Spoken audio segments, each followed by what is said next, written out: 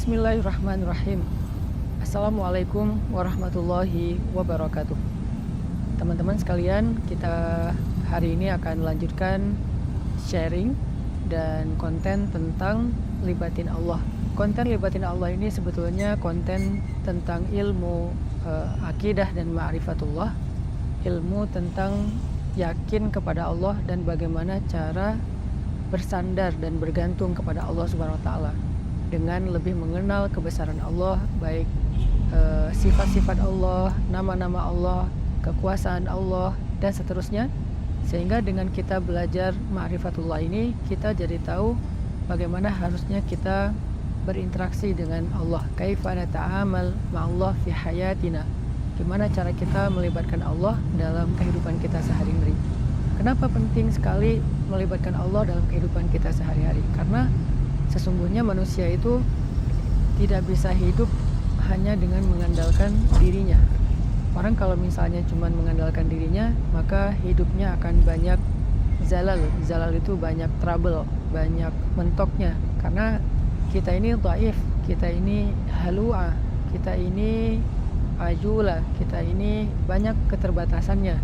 Bahkan cenderungnya manusia itu rugi. Sebagaimana yang kita sering ulang-ulang ayatnya, innal insan lafi khusr. Manusia itu pada dasarnya banyak merugikan diri sendiri, kecuali kalau dia beriman kepada Allah, artinya dia bergantung kepada Allah, illal ladzina amanu, dan seterusnya. Makanya belajar melibatkan Allah itu sesuatu yang sangat darurat ya, sesuatu yang sangat penting dalam kehidupan kita. Kalau kita pengen ada keajaiban dalam hidup kita, atau pengen dikasih jalan keluar ketika kita mentok, atau kita pengen meraih hal-hal yang kita anggap mustahil. Kenapa? Karena kata mustahil itu hanya berlaku untuk kita, tidak berlaku untuk Allah, karena Allah ala kulli syai'in qadir. Banyak hal yang bagi kita itu jauh, tapi bagi Allah dekat. Bagi kita itu besar, tapi bagi Allah itu kecil. Bagi kita itu mahal, bagi Allah itu murah. Bagi kita itu tinggi, nggak terjangkau, bagi Allah itu rendah dan sangat mudah. Bagi kita sulit, bagi Allah itu mudah. Jadi kalau kita hidup hanya dengan mengandalkan diri kita, banyak hal yang akan kita hadapi dengan hanya berkeluh kesah. Tapi kalau kita hidup dengan melibatkan Allah, justru kita akan menjadi orang yang optimis. Lalu ketika kita dapat masalah, kita sabar. Kalau kita dapat nikmat, kita syukur. Dan itulah hakikat dari kebaikan hidup seseorang, antara sabar, syukur, karena kedua-duanya adalah khair. Kedua-duanya adalah kebaikan bagi dia. Pada episode kali ini saya akan mencoba untuk berbagi dengan teman-teman sebuah hikmah. Hikmah itu kalau dalam bahasa Arab kata para ulama artinya al-isabah fil qauli wal amal. Baik atau tepat dalam ucapan dan tepat dalam perbuatan. Jadi orang yang hakim, orang yang ahli hikmah itu ucapannya itu tepat. Jadi pas gitu. Ucapannya itu mengena, ucapannya itu sesuai dengan kadarnya, tidak berlebihan, tidak juga kurang. Itulah orang yang hikmah atau hakim. Nah, di antara orang-orang yang hikmah itu nanti kita juga mengenal namanya Luqmanul Hakim. Di dalam Al-Quran ada suratnya, yaitu surat Luqman. Nah, ada banyak sekali hikmah yang disampaikan para ulama tentang bagaimana cara kita melibatkan Allah. Dan hikmah ini pasti diambil dari Al-Quran dan hadis yang kemudian dibahasakan ulang dengan bahasa para ulama. Salah satu kitab yang saya suka banget, yang isinya adalah kumpulan hikmah-hikmah, kumpulan kata-kata yang bijak dan penuh dengan kebaikan, itu adalah kitab Al-Hikam yang ditulis oleh seorang ulama besar dari Mesir yang bernama Ibnu Athaillah As-Sakandari. Nah, beliau menulis kitab hikam yang sangat terkenal. Salah satu di antara hikmah yang luar biasa tentang bagaimana cara kita melibatkan Allah itu, beliau mengatakan min alamatil i'timad 'alal amal nuqsanur raja 'inda wujudiz zalal. Salah satu di antara tanda-tanda orang terlalu bergantung kepada ikhtiar, bergantung kepada amalnya, bergantung kepada perbuatannya, bergantung kepada usaha dirinya adalah nuqsanur raja, berkurangnya harapan kepada Allah inda wujudiz zalal, ketika ada masalah dalam hidupnya. Maksudnya apa? Seringkali kita gini, kita tuh jadi kayak berani berharap yang baik-baik kepada Allah kalau apa yang kita harapkan itu masih logis. Jadi kita kayak tahu gitu gimana cara mengikhtiarkan hal itu. Kita tahu bagaimana cara mendapatkan hal itu, sehingga kita masih berharap kepada Allah, ya Allah mudahkanlah saya. Misalnya kayak kita pede bisa dapat kerjaan, atau misalnya kita udah ngerasa bahwa insya Allah saya layak mendapatkan pekerjaan itu, sehingga kita mendaftar di sebuah perusahaan. Kita masih berharap pada Allah supaya Allah mudahkan urusan kita. Tapi ketika ternyata kita ditolak sana sini, kita ketuk setiap pintu-pintu di bumi, ternyata nolak kita sehingga kita nggak punya kerjaan, kita tiba-tiba jadi putus asa, jadi nggak berharap lagi, jadi nggak optimis, karena ngerasa kayaknya pintu-pintu bumi udah tertutup. Karena ngerasa kayaknya ikhtiar kita itu udah mentok, kayaknya udah nggak ada lagi perusahaan yang bisa kita hubungi gitu. Sehingga ketika pintu-pintu di bumi udah tertutup, kita jadi berkurang juga harapan kita kepada Allah. Padahal orang yang baik dalam melibatkan Allah dalam hidup itu justru di saat pintu-pintu di bumi tertutup, dia masih berharap kepada Allah. Di saat itulah Allah terlibat. Jadi jangan sampai ketika pintu bumi tertutup, manusia meninggalkan kita, jalan-jalan ikhtiar itu kayaknya udah mentok, kita jadi berprasangka buruk dan tidak lagi berani berharap yang baik-baik kepada Allah. Justru ketika keadaan kita lagi sulit, keadaan kita lagi mentok, pintu-pintu di bumi tertutup, manusia meninggalkan kita, justru saat itulah saat kita bisa melibatkan Allah seutuhnya, karena tidak tercampur dengan keyakinan kita kepada makhluk. Dan saat itulah saat yang paling ajaib, saat kita mentok. Maka harusnya ketika kita mentok, ketika kita merasa kayak nggak ada harapan di antara manusia atau di bumi, kita justru semakin besar harapannya kepada Allah Subhanahu wa Ta'ala. Dan itulah cara paling ajaib melibatkan Allah dalam urusan kita. Kayak masalah jodoh misalnya. Ada orang yang dia udah siap menikah, udah punya pekerjaan tetap, punya penghasilan yang baik, kemudian secara penampilan dia juga good looking, orangnya juga baik gitu. Terus dia suka sama seorang cewek.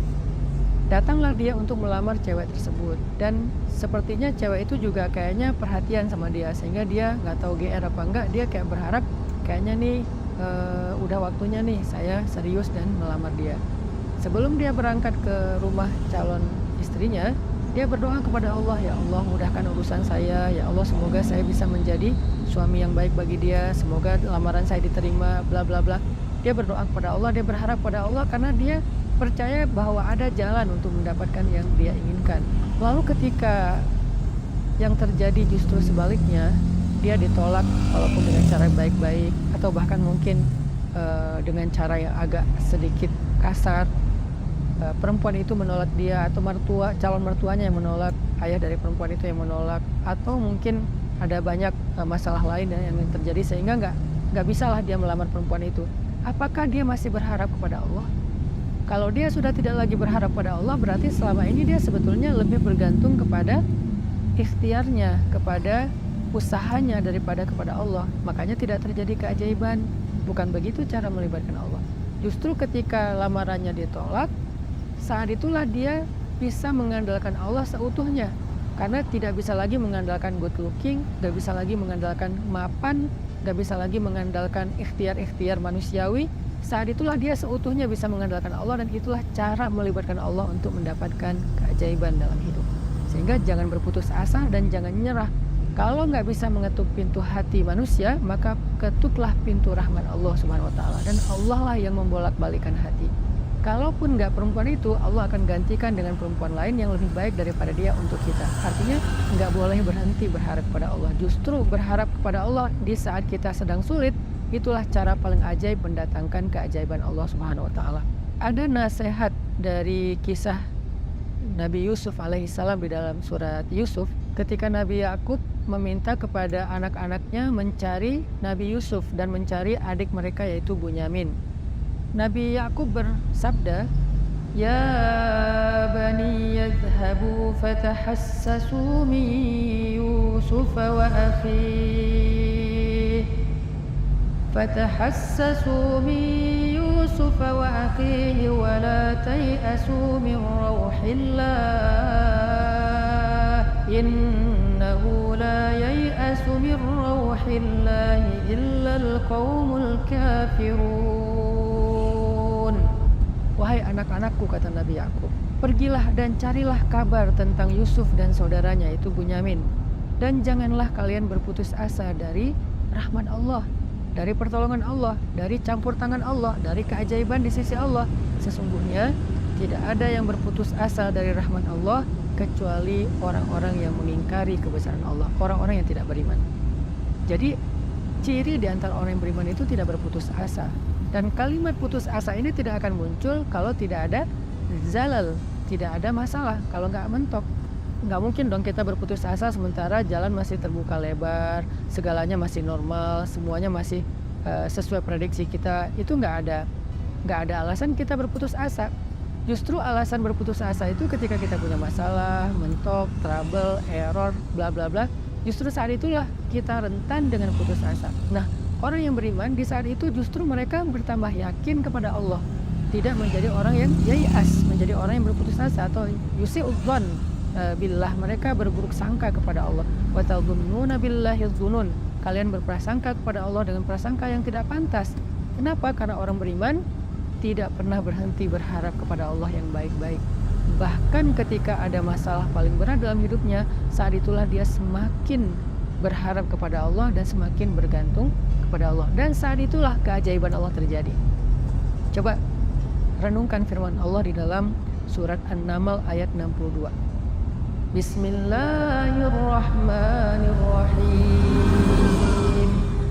Amman yujibul mudtarra idza da'ah, amman yujibul mudtarra idza da'ahu wa yakshifus su'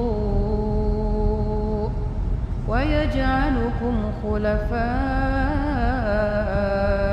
ardh أإله مع الله أإله مع الله قليلا ما تذكرون. Siapakah yang akan memperkenankan doa orang-orang yang sedang kesulitan jika dia berdoa kepada Allah dan kemudian menghilangkan keburukan dari mereka dan menjadikan kalian sebagai pemimpin-pemimpin di muka bumi? Apakah ada ilah yang patut disembah bersama dengan Allah? Qalilan ma tazakkarun, sedikit sekali apa yang kalian mengerti. Siapakah yang akan menjawab doa orang yang ketika muttar? Apa itu muttar? Muttar itu artinya orang yang sedang dalam kesulitan yang luar biasa. Muttar itu artinya orang yang sedang dalam kesusahan yang sangat besar. Muttar itu artinya orang yang udah mentok, itulah muttar. Maka amma yujibul muttar, siapa yang akan bisa menjawab panggilan orang yang sedang muttar, yang memanggil ya Allah, ya Allah, ya Nasir, ya Azim, ya Aziz, ya Rabbal Alamin, ya Rabbi. Siapa yang akan menjawab panggilan ketika ada yang memanggil dalam keadaan kesulitan ya Allah selain Allah Subhanahu wa taala? Hanya Allah yang bisa menjawab. Ketika manusia tidak bisa menjawab, orang tua nggak bisa menjawab, teman-teman nggak bisa menjawab, mereka nggak ngangkat telepon, nggak ngebalas WA, nggak ada yang mau membantu kita, nggak ada yang yujib.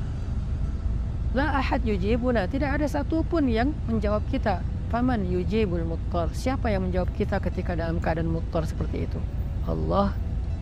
Maka di dalam ayat ini Allah ngasih kita nasihat, wahai hambaku, la tahzan kalau manusia tidak menjawabmu, la tahzan kalau manusia tidak memenuhi panggilanmu, la tahzan kalau manusia meninggalkanmu, mengabaikanmu, la tahzan kalau mereka berpaling dari kamu. Kenapa? Aku tidak akan pernah meninggalkanmu, aku tidak akan pernah menyia-nyiakanmu. Wadduha wal laili idza saja ma wadda'aka rabbuka wa ma qala, ma wadda'aka rabbuka wa ma qala. Tuhanmu tidak pernah meninggalkanmu dan tidak benci kepadamu, wahai hambaku, walaupun kamu pendosa sekalipun. Ada 3 kondisi di mana seseorang itu doanya tidak ada hijab dengan Allah. Salah satu di antara 3 kondisi itu adalah ketika orang ini terzolimi. Orang yang terzolimi, walaupun dia pendosa, walaupun dia ahli maksiat, walaupun dia orang yang selama ini jauh dari Allah, Tapi ketika dia dalam keadaan terzalimi, dalam keadaan susah, dalam keadaan dianiaya, dia berdoa, doanya nggak ada hijab dengan Allah.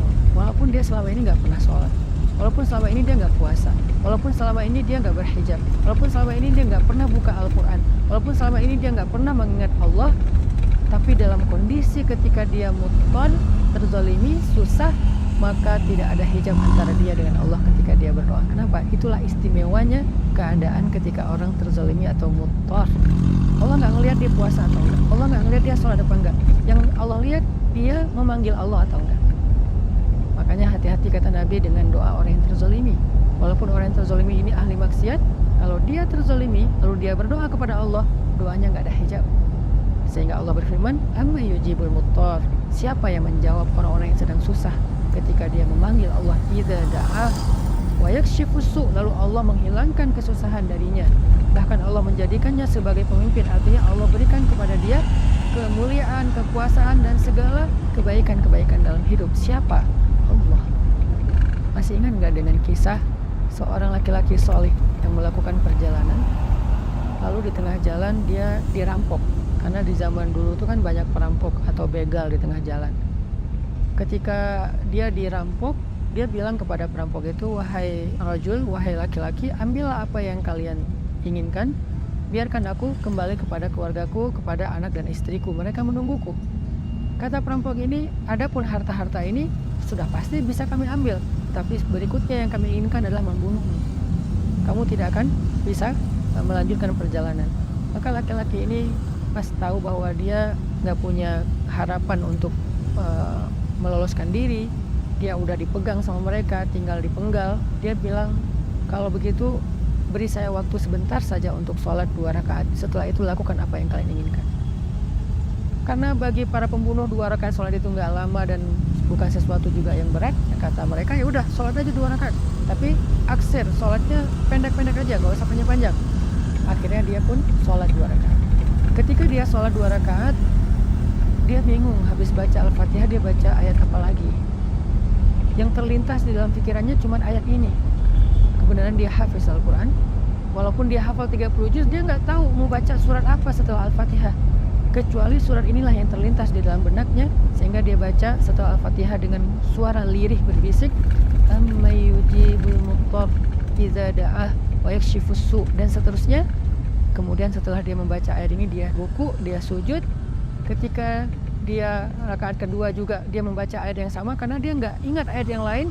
Ketika dia sujud terakhir, dia mendengar suara ada orang mengendarai kuda datang ke arah mereka. Tiba-tiba suara teriakan orang yang sedang dipukul. Lalu setelah itu kuda itu menjauh pergi, dan ketika dia bangkit dari sujudnya, dia tahiyat, dia salam. Selesai dia salam ke kiri, dia ngelihat para perampok-perampok itu dalam keadaan telah terkapar dan dalam keadaan tidak bernyawa. Kemudian setelah itu dia bertanya kepada laki-laki yang mengendarai kuda, ya fulan, man ant, siapa kamu, siapa kamu? Orang itu menjawab, aku adalah utusan dari zat yang mendengar dan menjawab panggilan orang yang memanggilnya. Aku adalah utusan zat yang menjawab orang yang memanggilnya, yang menjawab siapa yang dalam keadaan susah yang memanggil dia, yaitu utusan Allah SWT. Akhirnya orang ini pun selamat dan membawa hartanya kembali ke kampungnya. Ini salah satu contoh yang kisah yang sangat terkenal di antara kisah-kisah para ulama, bagaimana ketika kita mentok, ketika kita nggak punya jalan ikhtiar, ternyata justru saat itulah saat terbaik kita berharap kepada Allah, saat terbaik kita berbaik sangka kepada Allah, saat terbaik kita melibatkan Allah dengan husnudzon dan wajah, dan saat itulah saat terbaik untuk mendapatkan keajaiban dalam hidup kita. Yang terakhir, kisah 3 orang yang terkurung di dalam gua. Mereka sedang melakukan perjalanan, terjadi badai, akhirnya mereka berlindung di dalam gua. Ini terkenal juga kisahnya dengan riwayat hadis yang sahih. Ketika mereka terkurung di dalam gua, tiba-tiba batu gua itu menutup gua karena terjadi kayak longsor, batunya menutup mulut gua. Dalam keadaan seperti itu mereka takut kehabisan udara dan mereka nggak bisa makan dan seterusnya, mereka terjebak. Tiba-tiba masing-masing berdoa dengan tawasul kepada amal-amalnya di masa lalu. Ada yang bertawasul dengan birrul walidain, ada yang bertawasul dengan sifat amanah dan adil, ada yang bertawasul dengan sifat takwa, meninggalkan dosa. Sehingga singkat cerita, setelah mereka meminta kepada Allah dan bertawasul dengan amal-amal mereka, mulut gua itu terbuka, batunya bergeser, dan mereka pun selamat. Kenapa ini bisa terjadi keajaiban kayak gini? Mereka udah mendorong batu itu tapi tidak sanggup. Artinya ikhtiarnya udah mentok. Apakah mereka berputus asa? Enggak. Saat itulah mereka melibatkan Allah secara utuh dan melihat keajaiban Allah Subhanahu wa taala. Maka kembali kepada hikmah dari Imam Ibnu Athaillah As-Sakandari, min alamatil i'timad 'alal amal nuqsanur raja' inda wujudiz zalal. Di antara ciri-ciri orang yang masih bergantung kepada perbuatannya, ikhtiar dan usahanya adalah berkurangnya harapannya kepada Allah ketika terjadi masalah dalam hidupnya. Maka jangan pernah berkurang harapan kita kepada Allah. Justru ketika kita punya masalah dalam hidup dan kita ngerasa tidak ada jalan di antara jalan-jalan di bumi, kita menjadi lebih berharap kepada Allah dan yakin dengan jalan-jalan yang lebih baik yang ada di langit, insya Allah. Barakallahu fikum. Wassalamualaikum warahmatullahi wabarakatuh.